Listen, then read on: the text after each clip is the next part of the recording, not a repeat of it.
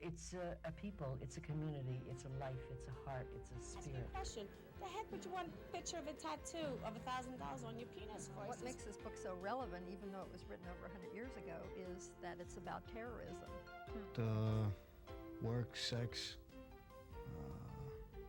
cars, bars, broads. And with children, it's building on what they have. They have great imagination. Dementia is not a diagnosis. It's a set of symptoms. And he kept explaining to me that I wasn't gay. That you cannot be gay. You just cannot. The main thing is to be open and honest and be, true to yourself. Hello and welcome to Talking About. I'm John Griffith. I will be your host for this first segment. We have a very special returning guest tonight, and we're going to be talking about club drugs. Since I butchered his name the first time that he was on, I'm just going to let him introduce himself. Welcome. Chris Giovino. And your position? Associate Special Agent in charge with the Drug Enforcement Administration in New York. Okay, well, welcome back. Thank you. And it's almost as if you've never left. I don't think I did. But, okay, well, when we say club drugs, yes, that's sort of a broad term. Mm-hmm. How can we narrow that down a little bit? Well, club drugs today versus yesterday, and if you want to speak just in terms of New York, which is where we are, I guess we can do that. Club drugs in the old days would have included things like ecstasy, would have included a very young drug at the time, would have included even the old standbys, a little bit of cocaine, maybe a little bit of Special K, ketamine. Today, all those things are still in existence, but they've been joined by crystal methamphetamine. Which is sort of the up-and-coming? It seems to be in New York City the up-and-coming, highly addictive, very heavily abused drug of choice in many of the clubs, especially downtown. It seems to be used very often in concert with another drug. It could be another club drug like like ketamine. Okay. In general, though, we see a lot of abuse with diverted amounts of it's not a drug that we cover, but the drug that helps male impotency and Viagra. So they see we see a lot of drug complications when it comes to club drugging these days. But club drugging, as you've mentioned it, is still a serious issue for us. It's one that we've just recently dealt with, where we targeted a particular drug on the west side, did a lot of undercover work in there, and inevitably took it down and arrested the proprietors. Again, it's the same old club scene where they still turn the water off and sell bottles of water for $8 a shot and $10 a shot because of the dehydration issues that accompany mostly ecstasy abuse. Okay. But there is a certain amount of dehydration that goes along with crystal meth abuse as well. That combined with the beat of the music and the vibration and the dancing that's going on, there's a real serious need for the people to drink, and not drink alcohol. I mean, to drink water, to drink fluids, to rehydrate. Okay. Yeah, because I remember reading on several occasions of just people, just going. I don't know if shock is the right word. Just collapsing. Collapsing from overheating. I mean, that's our term for it, but okay. Yeah, I mean, they literally overheat. They literally raise their body temperatures well beyond 103, 104, 105. Some of these clubs have crash units built into the clubs, little triage units, where they've got a health staff, waiting in the wings to deal with the overdoses or the overheating, so they don't have to call 911 and draw attention to themselves. Just kind of keep it hushed. Keep it hushed, keep it inside, and keep making money. Keep selling those bottles of water for $10.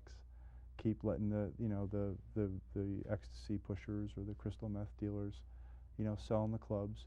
And oftentimes they're not related to the club owners, but they're allowed to deal in there because that's what's expected.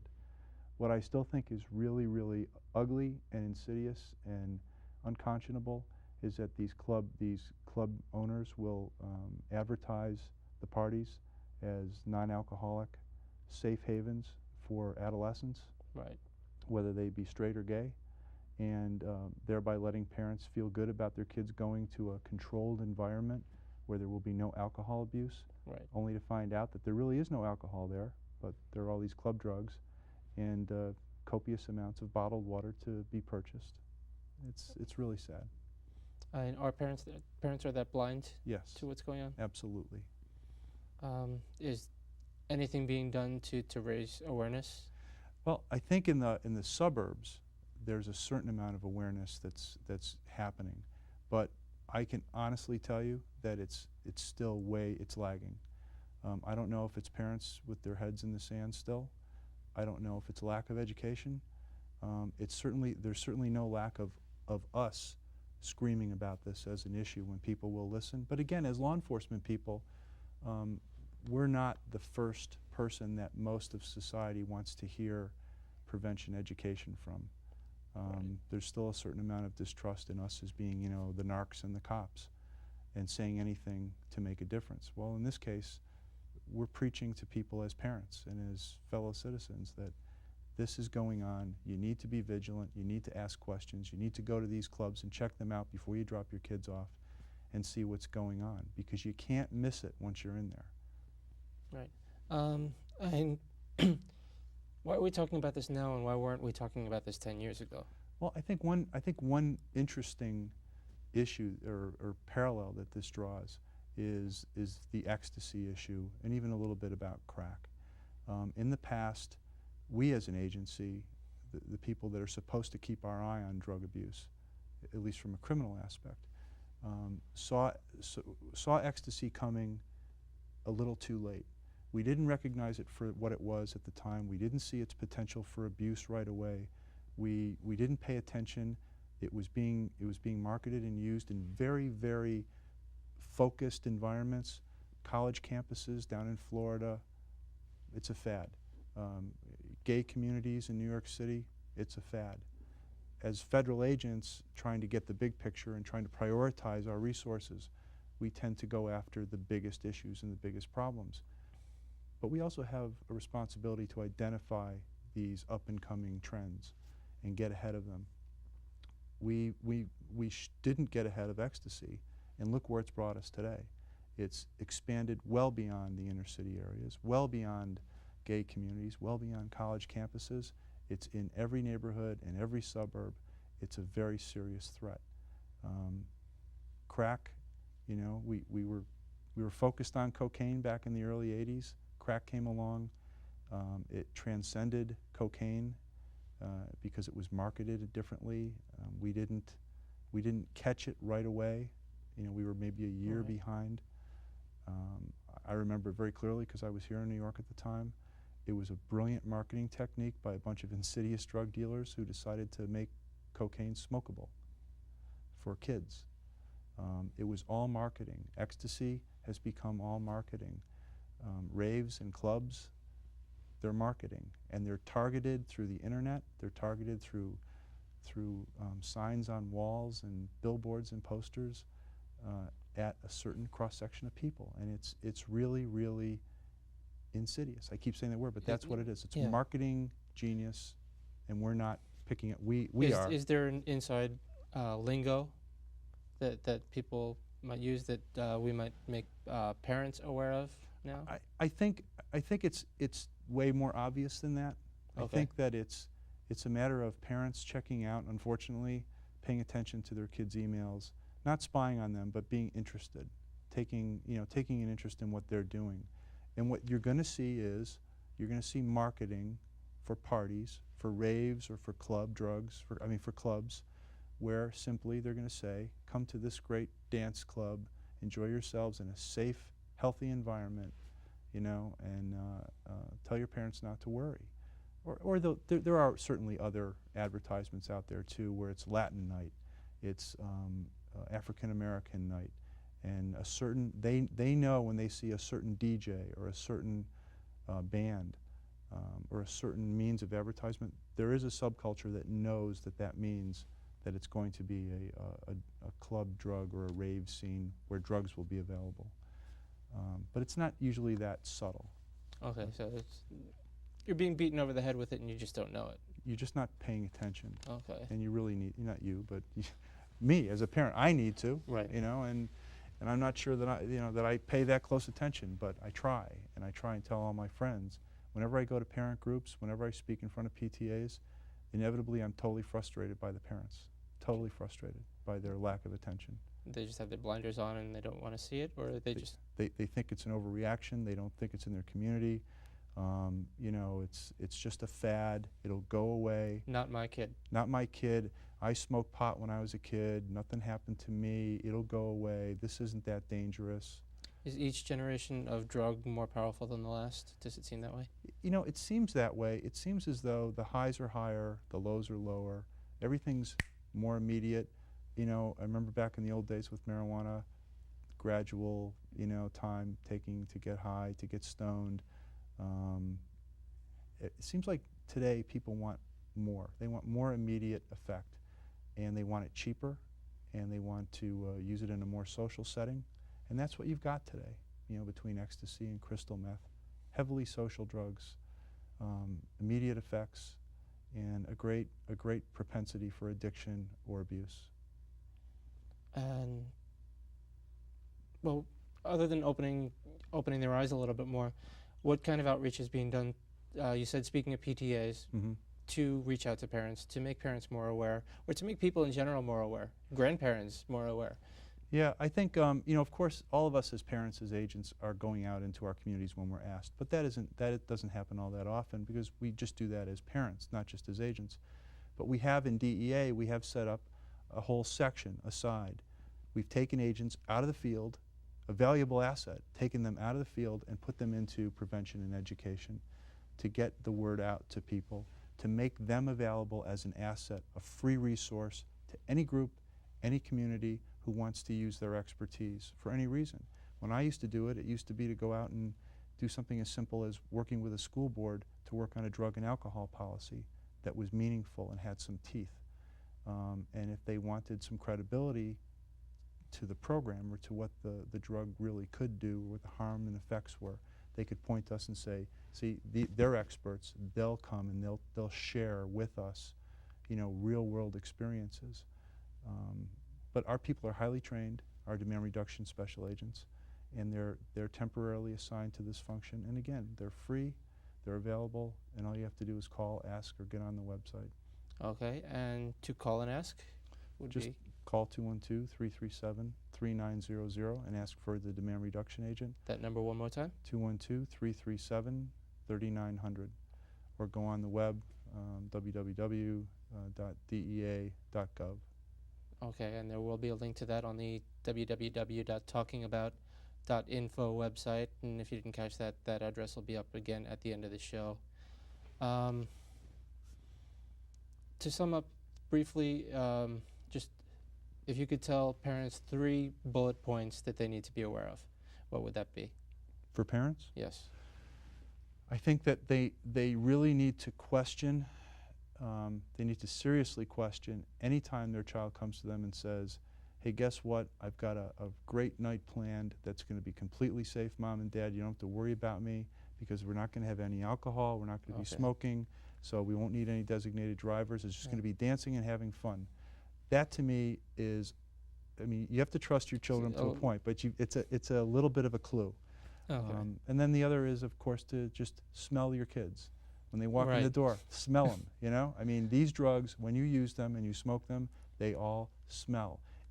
You'll know it right away. It'll hit you over the head. Just pay attention. Pay attention. I mean, don't just ignore your children when they walk in the door at the end of the night. Wait up for them. Okay. Nobody seems to wait up for their kids anymore. And we're just about out of time once again. Thank you. Another segment's gone by very quickly. I want to thank you for being with me. And the link to the website and the phone number will be attached to the www.talkingabout.info website. We are going to check in with Dr. Cynthia now. Thank you again. Thank you. And we'll be back after this. Thank you. Hello and welcome to Ask Dr. Cynthia. I'm Dr. Cynthia Fuzuli, certified sex therapist, and today we hear from Christopher, who writes, in the gym showers at school, I can't help but compare size with the other guys, and quite honestly, I seem to be smaller than most. How will I ever be able to please someone if I am not very big? I have very good news. It doesn't matter the size of your penis, okay? the most important factor in actually being able to please your partner is knowing exactly what makes them feel good. And you can only find out that information if you ask and if you communicate. So the truth of the matter is it really doesn't matter how big your penis is. So I don't want people out there to worry about that. I think that there's a bigger emphasis on this in the male community, and society puts a lot of pressure on men to worry about this issue, and it's really too bad because, quite frankly, it means jack. So I really appreciate your question. Thank you, Christopher, for writing. If any of you have any questions out there, feel free to email me or write to the address on your screen. Hi, I'm here today at AIDS Walk New York, which is an event that happens every year to support the fight against AIDS, and it is a fun way to raise money for a good cause.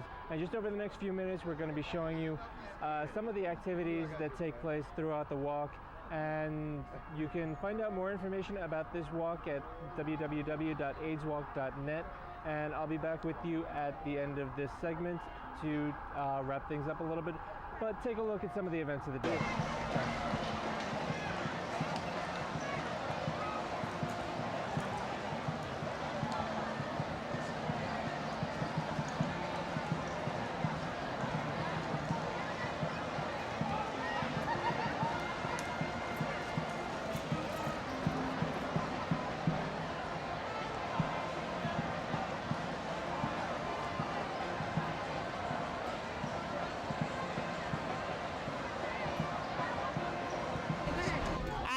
Because my uncle had AIDS, so yeah, that's it.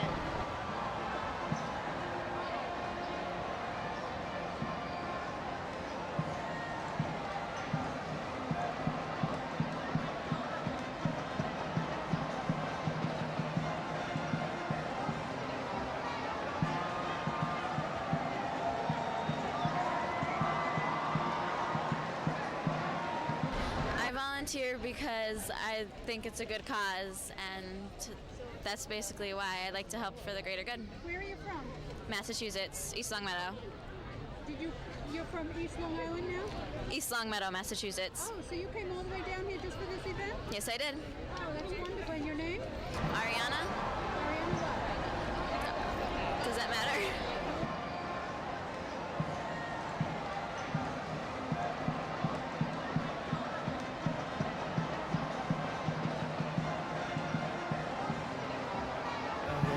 Good friend Louise Mercado, who is on camera at the moment, as usual. If there's any bad camera work, you know who to blame. I'll give you her phone number at the end of the show. Or if you just want to date with a hot babe, I'll give you her phone number then too.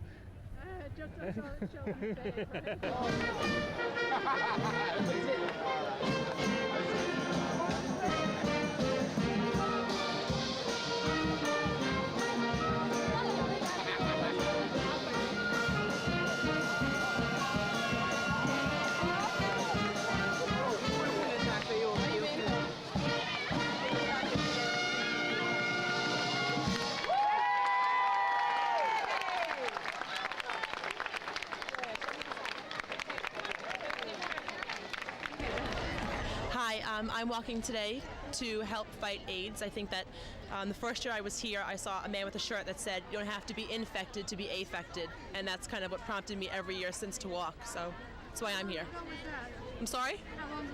Probably about 4 or 5 years ago. So I've been walking ever since. I think it's important. And where are you from? I'm from Medford, Long Island.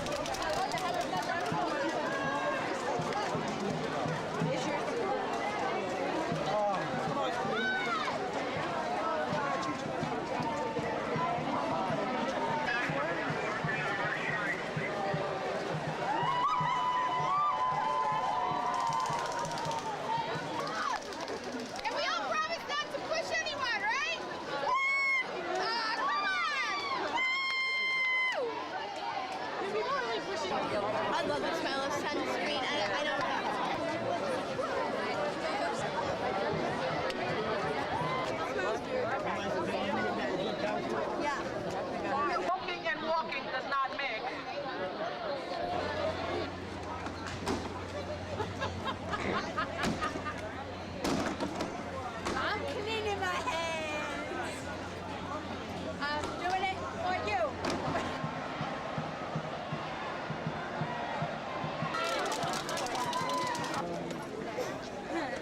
service organization.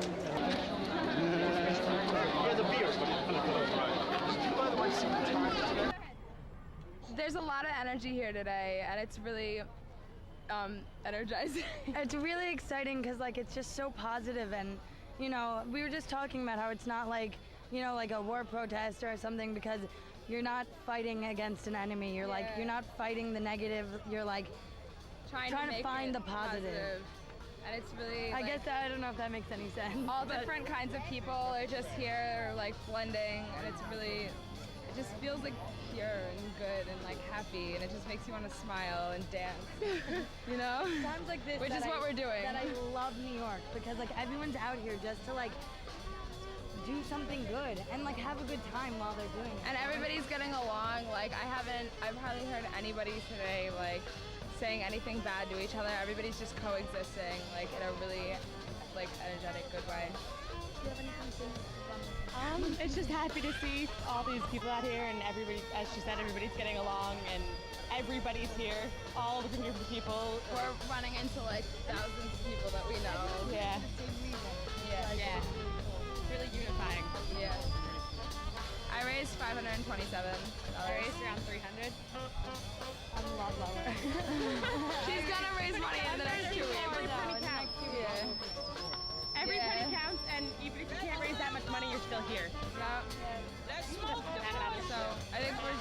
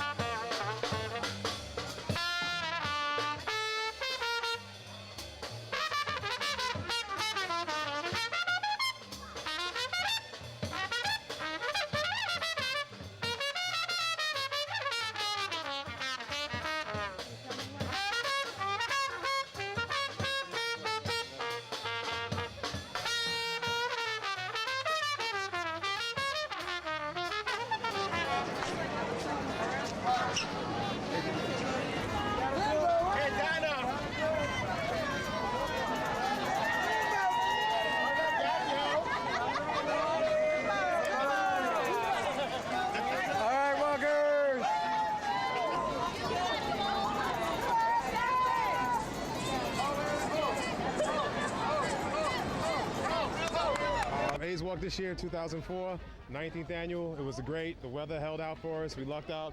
I'm representing my group Agape over here. Team leader Angel Rivera. We had a blast. We'll do it again and again and again. Y'all should check it out next year. Definitely 20th anniversary coming up. We from Proyecto Papi and GMAC. I raised like around $300 myself, but the whole group we raised a lot of money. And the reason that I'm here is because AIDS is in the world, and we have to let it know to the people that we support the people who got AIDS, and the ones who don't know, we have to let them know that the AIDS is still in the world, and to let them know that they have to take care of themselves. In 1901, came to this country in 1905. Cohen to carry.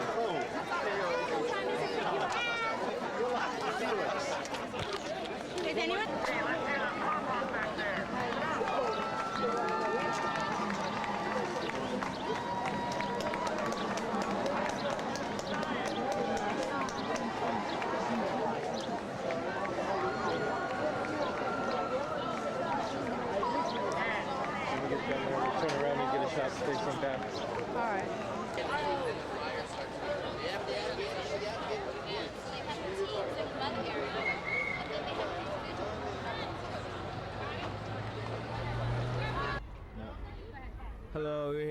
AIDS Walk New York 2004. We had a good time, walked 6 miles. My first time, his first time, representing Target, had a good time. Join us next year. Yes, we're here to celebrate the life of one of our family members that passed on due to AIDS.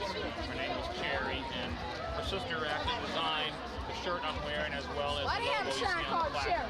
So all the family members, about 20 of us are here today, essentially celebrating her life. And so that's why we're here. I guess she doesn't want to say anything. But anyway, that's what Cherry is. Not an organization, but it's a family. A lot of people pass it. I'm here with a couple of the volunteers today. What exactly did they have you doing today? Well, we had to pick up trash, you know. Oh yeah, well every little bit helps, and every little bit is appreciated. What prompted you to volunteer today? Well, I read online that they needed volunteers, and we're part of the Bayside High School Key Club, and we volunteer in the community. Okay, and did you choose this cause for a particular reason? Not really. No, you just like to help out in the community? Yourself? Yes, absolutely. Community is very important, and I usually go to these occasions tremendously a lot of times to just help out. I want to thank you for watching today. We've been here today at the AIDS Walk New York. You can find more information about this event at aidswalk.net. And that's it for this edition of Talking About, and I will see you next time. Bye now.